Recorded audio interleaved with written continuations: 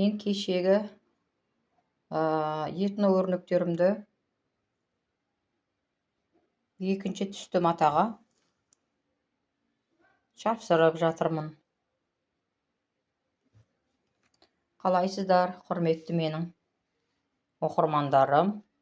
Мінекей мынау. Жапсырып қойдым мынаның біразын. Кешегі мынандай дайын не бар еді ғой? Дайындаған. Мынандай нелеріміз. Осыны мына түсті матаның бетіне қойып, өзің қалаған маталарыңызды бетіне қойып, мәні астында флизелин жапсырулы тұр.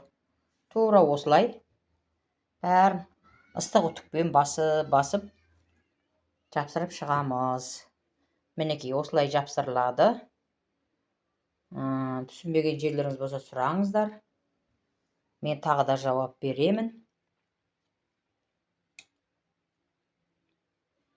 Тіркеліп, лайк басуды ұмытпаймыз.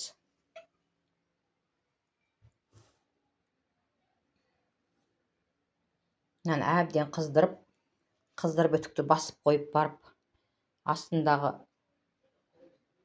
паутинканы ерітпесек, паутинканы ерітіп барып, екінші матаға жапсырамыз. Себебі ондай болмаса бұл жабыспайды. Мінекей, менің оқырмандарым. Мынау бізге кешеге кесіп алғанымыз қырқып түнде, кешке қарай. Сөйтіп мынау енді соны екінші матаның бетіне үтікпен жапсырамыз. Мынау ұқсап. Көрдіңіздер ма?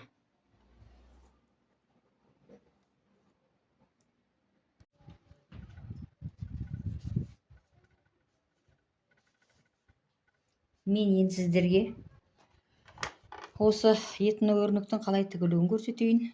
Жаңа жапсыруын көрсеттім. Енді тігілуін көрсетейін.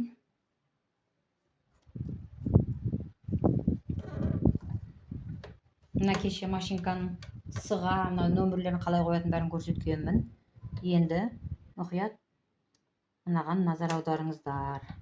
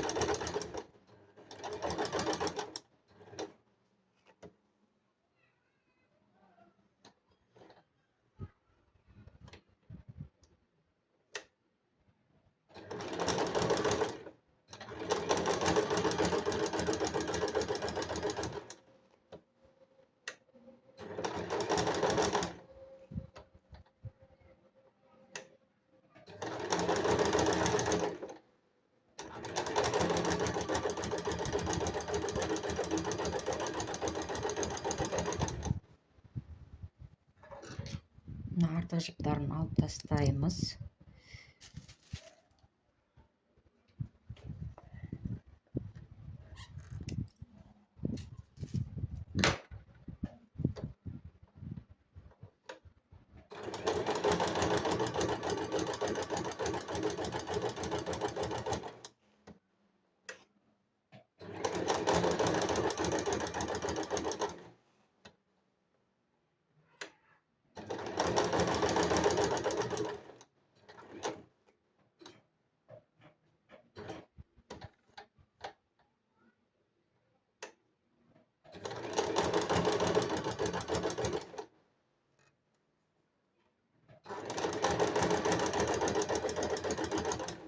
Жай жүргізсеңіздер, сонда үлгеріп, әдемілеп тігуге болады. Мінекей қараңыздар, тігісін. Бір шеті мынау ақ пен күлгіннің біріккен жерінде тұр. Иненің бір шеті ақтың үстінде тұр. Тура осылай жапсырылып түсу керек. Түсіндіңіздер ма? Оны мына жерден көріп отырамыз.